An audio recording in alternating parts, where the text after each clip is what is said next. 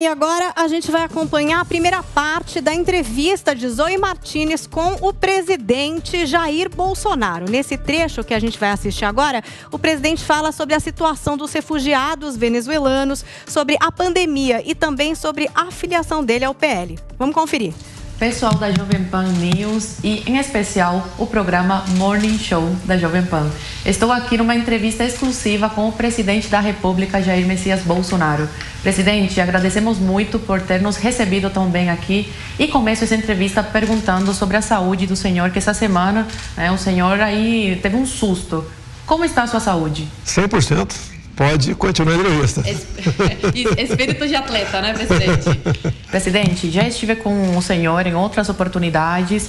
Fizemos uma live sobre Cuba, contando a minha história, toda a situação de Cuba, sobre a saúde, educação.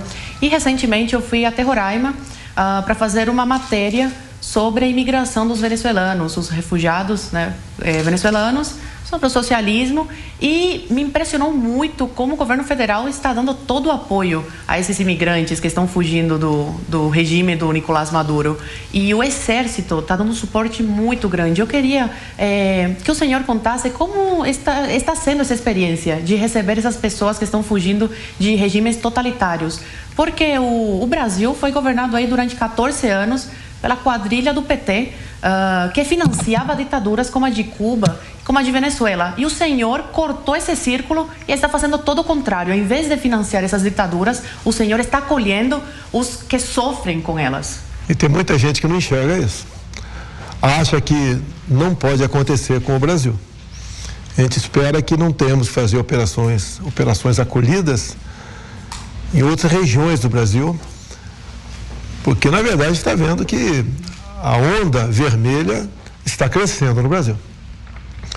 Primeiro Chaves, ele chegou em 99, criticando o regime cubano, elogiando os Estados Unidos, e chegou com uma esperança, realmente, de dias melhores para a riquíssima Venezuela.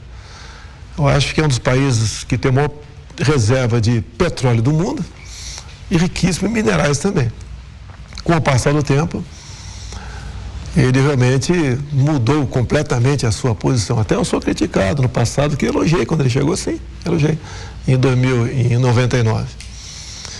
E foi se agravando as questões lá na Venezuela, porque a nova ditadura não é de uma hora para outra, não é descer de Serra Maestra e tomar o poder. Ele vem aos poucos, vai tirando pedaço da sua liberdade, aqui, acolá. Quando você vê, você está até a cintura na areia movediça, não tem como sair mais. Eu acho que o Brasil ainda corre esse risco, não é descartado, mas você vai então volta para a Venezuela. Quando o regime começa a se agravar, as pessoas mais ricas fogem, ou para alguns países alguns estados norte-americanos, ou para outros países aqui da América do Sul que falam a mesma língua. E com o passar do tempo, sobram os pobres. E isso começou a se agravar em 2018. A fuga em massa de venezuelanos para o Brasil, a pé. Grande parte mulheres que sofriam abuso ao longo das suas viagens, que eram mineradas também, e chegavam com seus filhos no Brasil. Chegavam em Roraima. Aqui no Brasil, algumas pessoas queriam que a gente selasse a fronteira. A gente não pode cometer um ato de desumanidade dessa forma. Então, como disse para você, começou lá atrás a Operação Acolhida, adentrou o nosso governo. Hoje nós gastamos mais de R$1 bilhão para atender as pessoas que chegam em busca de comida, o atendimento. O Exército está fazendo um excelente trabalho lá. Sempre nessas missões aí incertas, e não previstas, as Forças Armadas têm que estar na frente. Sim. Não tem como você trabalhar sem as suas Forças Armadas. O próprio general Pazuello foi uma pessoa que trabalhou nessa operação. E eu visitei os abrigados que estão lá em Boa Vista, capital de Roraima. Não fui para Pacaraima porque me avisaram que poderia ter um problema de segurança, Porque não existe segurança 100% precisa, não existe isso aí. E mais também que se agravaria porque o político local de Roraima, ele quer se ver livre do problema, é natural se ver livre do problema. Mas está servindo, por um lado, para mostrar para o brasileiro onde nós poderíamos chegar, tá? Se a esquerda tivesse continuado no poder do Brasil. Sim. E é triste você ver crianças da idade da minha filha, 11 anos, e mais novas, né? Até pessoas já estão nascendo no Brasil, nessa situação de quase indigência. Em grande parte nós estamos interiorizando essas pessoas para outros estados, já chegam para trabalhar. O senhor vem sofrendo algumas críticas em relação a essa acolhida, você dando suporte financeiro, né, de moradia a esses venezuelanos e não só a oposição, como pessoas que apoiam o seu governo falam que o senhor dá esse suporte a imigrantes e não ao próprio povo brasileiro. Eu queria que o senhor contasse um pouco sobre, nesses quase 4 anos de governo, o que o senhor tem feito para ajudar os pobres brasileiros. A primeira questão de receber alguns de fora. Estamos recebendo também alguns afegãos no Brasil. Tá? E alguns países têm esses problemas, que vêm de muito tempo. E acredito que o que a gente faz não é acolher em massa, né? Mas é acolher uma parte dessas pessoas por questão humanitária. Acusações eu sofria no passado de xenofobia, como se eu detestasse estrangeiros. Afinal de contas, né? Eu acho que recebi acusação de tudo no passado, se possa imaginar. O que mais nós queremos, como já disse, é que nós não tenhamos que ir para outro país no futuro. Sim. E alguns acham que isso nunca vai acontecer. Aí está o perigo. Acredito que todos os indícios, os fatos que vem acontecendo no Brasil nos últimos anos são mais do que suficientes para as pessoas ficarem preocupadas. Nós não podemos falar que a nossa paz aqui vai ser eterna no Brasil. Nós vamos continuar com essa propriedade privada minha, com esse direito de ir ao culto e professar a fé que bem desejar, direito de ir e vir, porque alguns desses direitos já foram arranhados. Por exemplo, por ocasião da pandemia, fecharam as igrejas. Sim. Geralmente, os governadores mais de esquerda fizeram isso aí. O direito de ir e vir também se fez presente aqui com toque de recolher, lockdown, botando a respectiva força de segurança estadual ou municipal, via guarda municipal, para tirar as pessoas da rua, para mantê-las dentro de casa, sem qualquer preocupação se a geladeira daquela pessoa tinha uma coisa lá dentro ou se ele tinha alguma poupança para poder sobreviver. No meu entender, foi um trabalho orquestrado também para tentar, pela economia, me desgastar. Sim. Porque é comum, num país como o Brasil, tudo o que acontece é a pessoa apontar primeiro para o presidente da República. Ele é o responsável. Preço de combustível. As pessoas estão começando a entender de onde vem essa equação do preço do combustível. E subiu no mundo todo, mas no Brasil a sua alta se deve em razão do imposto estadual, ICMS. Sim. Que eu estou há 4 meses junto ao Supremo, tentando fazer que um dispositivo constitucional seja cumprido. E não consigo ir para frente. Agora, qualquer ação contra mim, e não mais de 15 dias, julgada. E 99% das vezes são contra a minha pessoa. Ajudar o povo brasileiro. Nesse momento de crise que passamos aí, de março de 2020 para cá, demos auxílio emergencial.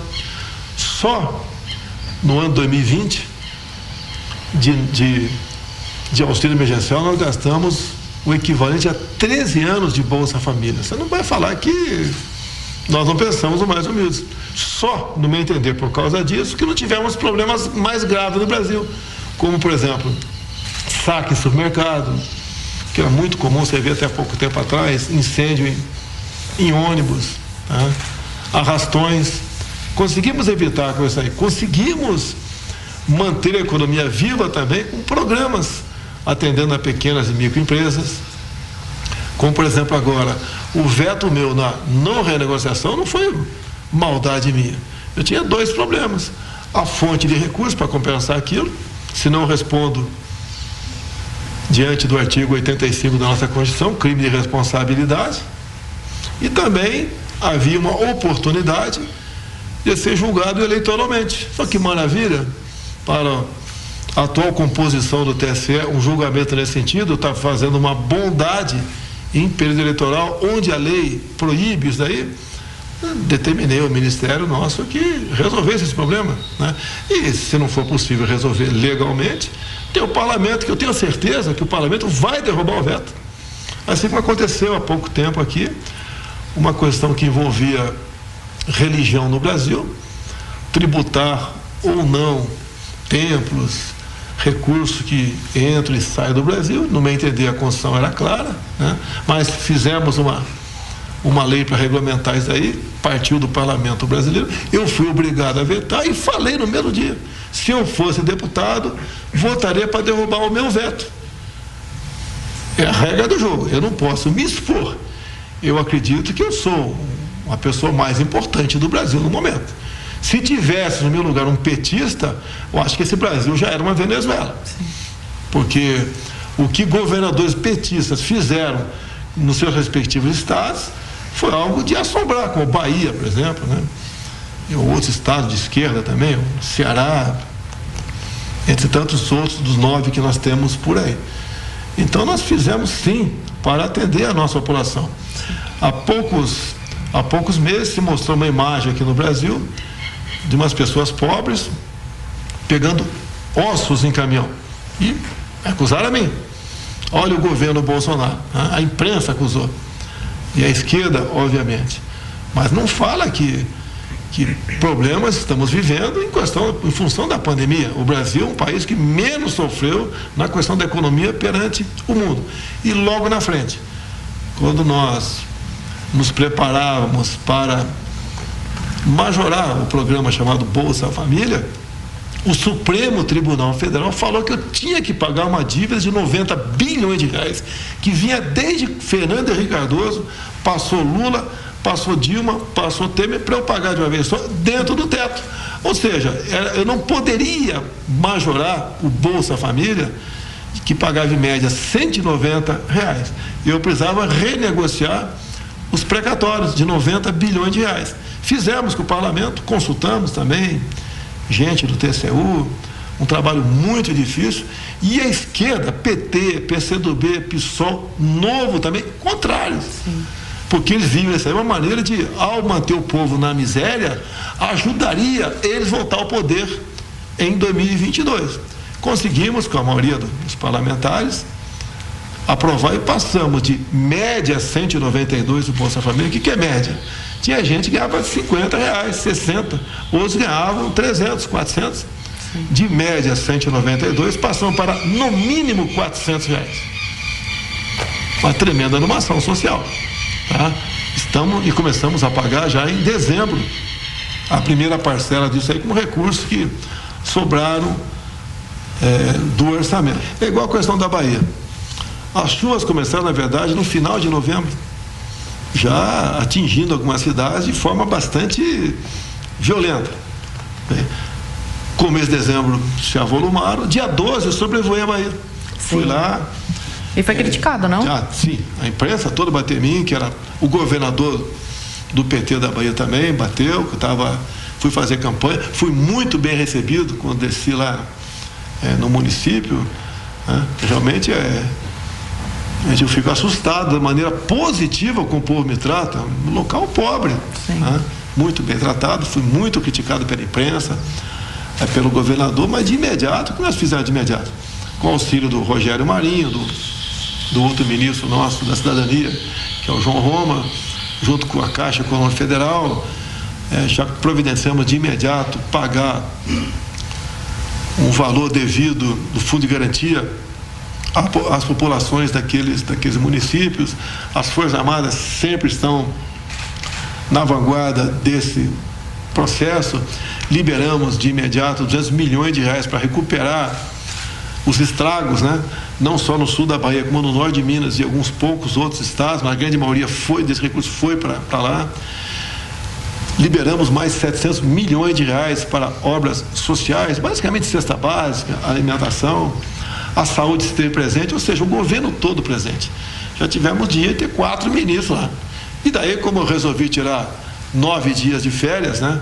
pegando o fio depois do Natal, começo do Ano Novo, fui criticado por estar de férias, mas estava com 4 ministros lá trabalhando incessantemente nessa coisa. Fui criticado. E teve também a fake news sobre a Argentina, que todos os veículos de comunicação divulgaram que o senhor recusou ajuda, mas não divulgaram por quê, né? O motivo. A ajuda foram 10 pessoas, né?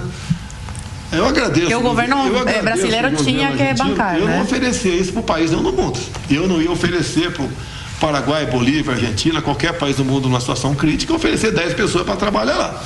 E para fazer o quê? Não eram especialistas em nada, eram basicamente técnicos de almoxarife, né, em separar doações e encaminhá-las para o local que deveria ser encaminhado. E seria muito mais caro para a gente.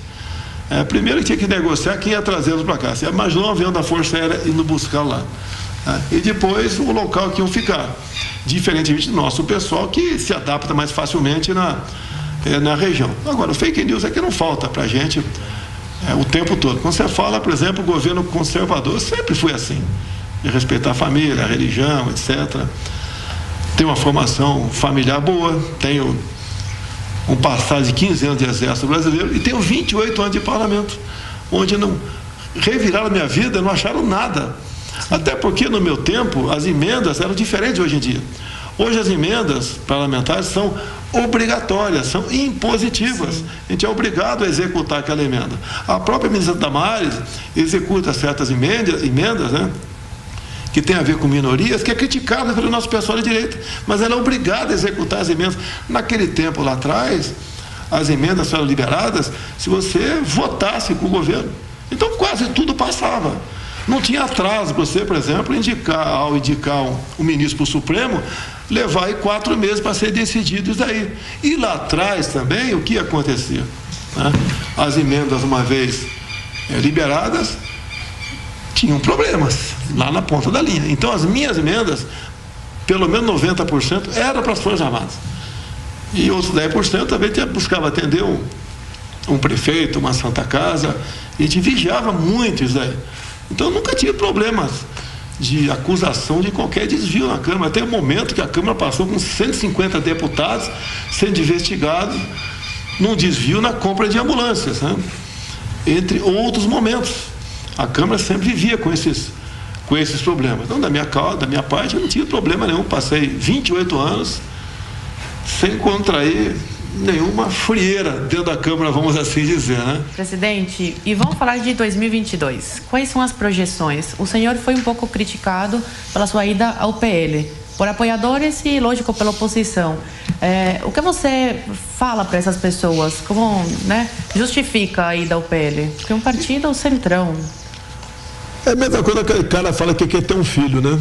Eu quero ser papai. Ou a mulher fala, quero ser mamãe. Tem que arranjar uma mulher o primeiro, o segundo tem que arranjar um homem. Tá? Eu, para conseguir disputar a eleição, eu tenho que ter um partido. Se fosse para o PP, ia ser criticado. Para o PTB seria, para qualquer partido seria criticado. É a mesma coisa que o cara fala, o Centrão. Pô, vocês votaram num cara que foi do Centrão. Eu fui do PP por muito tempo. Fui do PTB. Fui do então PFL. Agora, não quer dizer que todo mundo que está lá seja pessoas que merecem ser rejeitadas pela sociedade. Alguns lá realmente não servem. Como a maioria que está na esquerda não presta. Tá? E para aprovar qualquer coisa no Congresso, eu tenho que ter 308 votos para aprovar uma emenda à Constituição. Eu quero que tire o pessoal do centro. Tá? Que centrão é um nome pejorativo. E procure outro lado o quê? O PSOL, o PCdoB, o PT, a Rede, o Novo. Eu vou ter votos. Então vamos lá, porque chegou a hora da segunda parte da entrevista exclusiva com o presidente Jair Bolsonaro. Nesse trecho que a gente vai assistir agora, a Zoe Martins pergunta para o Bolsonaro sobre as críticas que ele vem sofrendo do ex-ministro Sérgio Moro. Presidente, tem um Moro agora, pré-candidato aí, político, que está criticando bastante o governo federal. Falou que vai rodar o Brasil para livrar os brasileiros dos milicianos. Como você responde a isso? Ele teve 1 ano e 4 meses comigo. Não descobriu nada no governo? Prevaricou? Um mês antes dele sair, deu uma entrevista, acho que foi no Roda Viva, onde falou a verdade quando acontecia com o meu governo. Parabéns para ele. Só que eu tinha um problema. Tá?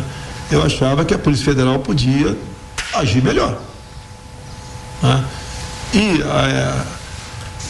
inclusive está em lei, né? Sim. A indicação do diretor-geral da Polícia Federal é de lei, é privativa. Eu dei a liberdade para indicar. Para todos os ministros eu falei, vocês podem formar um ministério, eu tenho o poder de veto. Você botou esse secretário aqui, não por causa disso. E tira o cara fora. Ou não admite o cara. Não é questão da Polícia Federal, achava que tinha que ser dessa maneira, porque outras questões foram aparecendo ao longo do caminho. E ele não admitia isso aí. Era tudo dele. Então, no início do governo, ele botou lá num conselho uma senhora de nome, senhorita, né? Senhorita jovem, Ilona Zabó, que quando eu vi, eu falei, essa senhora aqui não tem nada com o que a gente defende. As posições dela são bastante progressistas. Não interessa essa pessoa não assumir. A gente precisa para ter o contraponto. Eu falei, Moro, o contraponto já tem que a imprensa. Você não tem que botar gente lá dentro para dar pancada em você, para pegar o que acontece lá e jogar para a imprensa. Sim. Possivelmente isso ia acontecer. Levei 3 dias para demitir essa mulher. Ele passou a achar que era o dono lá do ministério. Querem ser mais presidente do que o senhor, inclusive, né? na véspera, quando ele esteve comigo, eu falei lá no dia que ele pediu a demissão, né? Ele aceitava mandar embora o diretor-geral só em setembro, quando eu o indicasse para o Supremo. Que petulância! Que petulância! Eu confesso que acreditei nele no começo, como muita gente acreditou nele no começo. E agora, ele foi no meu governo para fazer um trabalho sério, para se blindar ou para se preparar para ser futuro candidato a presidente da República. Tem aí 3 alternativas. Aí não deu certo, tirei ele fora, tinha que tirar. Eu lembro perfeitamente, né? Era mais ou menos meio-dia de sexta-feira, quando foi anunciada a demissão dele, ele dando uma coletiva. O número de apoiadores meu caindo, perdi uns 50 mil no Facebook. E depois de eu ter me externado, começamos a recuperar isso daí, o pessoal passou a reconhecê-lo, quem verdadeiramente ele era. Você pode ver, a questão do banestado, ele trabalhou naquela questão. Foi no início, logo que eu cheguei lá no Congresso, tinha coisas terríveis ali que não foi para frente. Quando assumiu ali o André Mendonça, nós começamos já a ter uma maior produtividade. Mais do que dobrou de lá para cá a apreensão de drogas e de armas também, tá? Agora, ele é candidato. Se o povo acreditar nele, aí não compete a mim. Eu estou sabendo, a gente acompanha, né, o que acontece no Brasil todo, as suas andanças. Vi ele discursando agora para um grupo seleto, convidado, lugar fechado. E o que ele fala ali é óbvio. Eu não vi ele falar ali, por exemplo, questão do armamento. O que interessa, né? Armamento, sou contra ou a favor? Ele é extremamente ideologia de gênero, aborto, livre mercado, respeito à Constituição, possíveis críticas a um ou outro ministro do Supremo, ou do TCU, do STJ, seja o que for. Tá? Nada aparece ali. Não, que nós temos que combater os milicianos, não sei o quê. Isso é corrupção. É corrupção. É a única bandeira dele. Será que ele ficou 1 ano e 4 meses comigo? O que eu fiz no tocante à corrupção? Quem tirou o Lula da cadeia não foi eu, foi o Supremo Tribunal Federal. E ele pediu para respeitar, através de um tweet. Sim. Então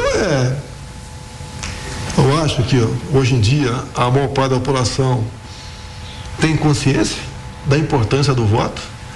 O pessoal que critica o Supremo, né? Eu critico alguns do Supremo. Em 23 tem 2 vagas abertas. Tá? Eu tenho na minha cabeça quem seriam esses nomes. Os 2 nomes meus que estão lá não são perfeitos. Né? O Cássio e o André. O André eu conheci há 3 anos, o Cássio há 2 anos. Por ocasião da transição eu conheci. Sabia da posição dele na questão das pautas conservadoras, econômicas para o Brasil e tantas outras, né? E ficava um pouco de lado a questão criminal, que é o que interessa para quem deve realmente, né? Então, até o momento, esses 2 têm liberdade, obviamente, né? não conduzo, nem peço voto para eles, converso com algumas questões, como já conversei com o Castro no marco temporal, porque se for aprovado o marco temporal, acabou o Brasil. Nós temos hoje em dia uma área equivalente à região sudeste, como terra indígena, e teríamos mais uma área equivalente à região sul de reserva indígena. E pela localização dessas outras dezenas de áreas, você inviabilizaria uma outra área desse mesmo tamanho. Acabou o negócio, acabou a nossa economia do Brasil. Está empatado o placar. Foi ali o Fachin votou pelo novo marco temporal, o Castro votou contra. Okay? E daí o Alexandre de Moraes pediu visto. Bem, chegou agora lá o André. Eu não estou antecipando o voto, nem pedi voto com ele, mas ele participou disso tudo enquanto ministro meu lá dentro. E todos os posicionamentos dele, desde como AGU e depois na Justiça, né, ele é contra esse novo marco temporal. Não vai mudar agora. Não sou eu que estou falando que ele vai votar assim porque eu quero. Sim. Eu não mando no voto de ninguém lá. Você pode ver, demos uma sorte. As pautas voltadas para a ideologia de gênero caíram com o André Mendonça. Então, uma tranquilidade para a família tradicional aqui. E não é só a família tradicional, não. O pessoal que vai morar aí, 2 homens, 2 mulheres, a maioria deles não quer essa promiscuidade toda. Eles querem trabalhar, cuidar da vida deles e ser feliz entre 4 paredes. Não fica com esse ativismo, todo mundo tem que aceitar isso daqui, botar na escola. Né? Até o pessoal que tem LGBT, conversa comigo, sem problema nenhum. Sim, tem muito apoiador, né? Tem muita gente que descobre que é depois e o cara tinha um comportamento completamente normal e não tem problema nenhum. Agora, isso tudo são pautas para desgastar. Uma das maneiras de dominar um povo é você destruir a família. Sim. Com essas pautas. Eu comecei a aparecer para a vida pública, na verdade, tinha até, hoje é uma deputada, a Bia Kiss, né? Na época ela andava pela Câmara apenas, me visitava às vezes também, tinha a sua vida lá de curiosidade ou de interesse também para defender aquilo que ela achava que era certo, né? E eu comecei a aparecer em 2010, quando subi a tribuna, ou melhor, antes de subir a tribuna, eu estava caminhando pelo corredor das comissões, eu moro no anexo 3, na Tiana, no meu gabinete. Sim. É conhecida como favela. Tá? E geralmente, quando acabam, o cara da favela é reeleito, ele tem prioridade para escolher um gabinete no outro anexo, anexo 3. E por que eu nunca fui para o anexo 3? Fiquei 28 anos lá na favelinha lá. Porque a minha passagem obrigatória para o plenário era o corredor das comissões. Se eu morasse lá, na elite, eu pedia. Então, eu passei numa corredor das comissões, achei algo não normal. Se você vê o pessoal de paletó e gravata na praia, está esquisito. Se você vê alguém de bermuda dentro do Supremo Tribunal Federal, é esquisito. E eu vi um investimento diferente. Eu voltei, eram as comunidades LGBT reunidas no direito deles. Eu perguntei: o que está sendo tratado aí? Por segurança. Eu me dou bem com todo mundo. Tem muitos militares, são concursados, fazem parte da segurança da Câmara e do Senado. Falei: deputado, eu não quero falar não, se for possível, assiste isso aqui, eu não estou acreditando no que estou vendo.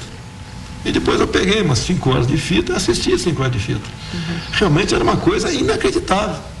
Onde surgiu aquela história do kit gay?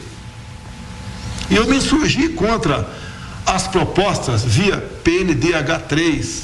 Né? Naquela época também circulava lá a questão do PLC 122.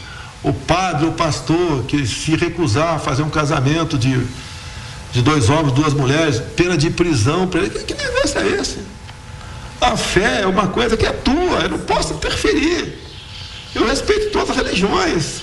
Se tem um livro de Romanos, até perguntei no programa de televisão, vão rasgar o livro de Romanos na Bíblia que fala sobre essa questão, tá?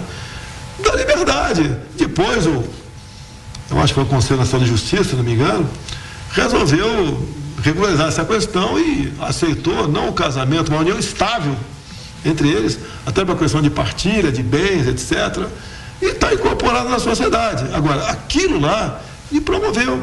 Sim. Porque é uma coisa que não era normal para a gente.